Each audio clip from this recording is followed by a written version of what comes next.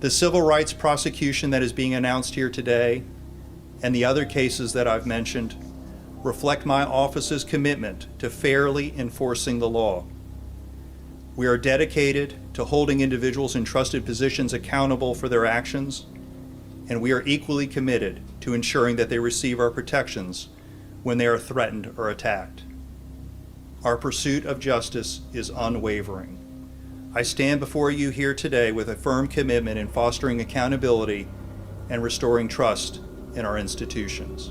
Next, the man in charge of the agency responsible for hiring Williams after having been fired from Fort Myers takes to the podium to talk about trust.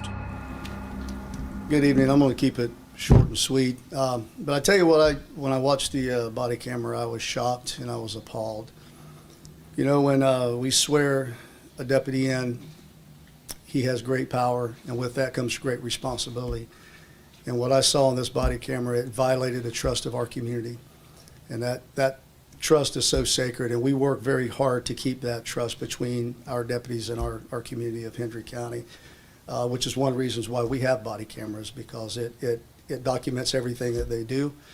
And, you know, initially when I saw this, again, shock and awe.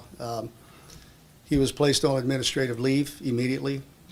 We forwarded it over to the United States attorneys for a federal investigation, and he was ultimately terminated. So I just want to thank the attorneys for the job that they did and for the cooperation. So with that, I just hope that the community knows that we will still strive to keep that trust within our community.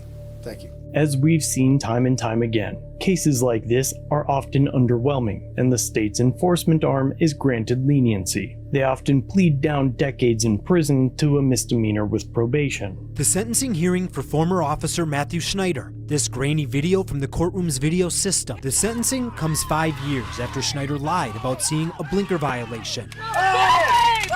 And then repeatedly tasered Johnny Wheatcroft. He kicked him twice while handcuffed and then pulled down his pants and stunned him. Schneider accepted a plea deal from the Arizona Attorney General's office, and this is what he told the judge ahead of his sentencing. Your Honor, I am standing before the court today as something in a million years that I would have never dreamed I'd be, a convicted criminal.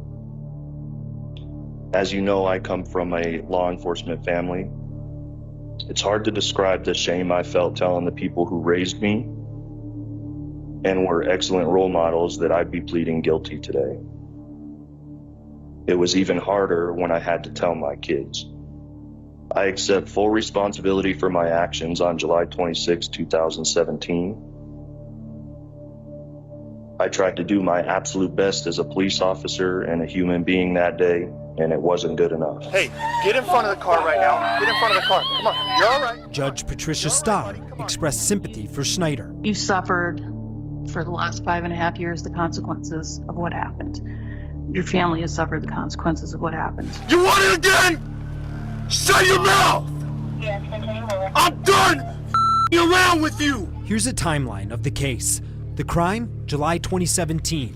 Nearly 2 years later, we publicly exposed the video in February 2019. Former Governor Doug Ducey called for a new investigation, but criminal charges would not come until 2021. And before that, Schneider forfeited his certification, and Glendale approved an accidental disability claim, allowing him to retire with a pension and benefits. What not a lot of people do is you picked yourself up, you found something else, and you're now excelling at that. So I would see no purpose whatsoever to put you on probation.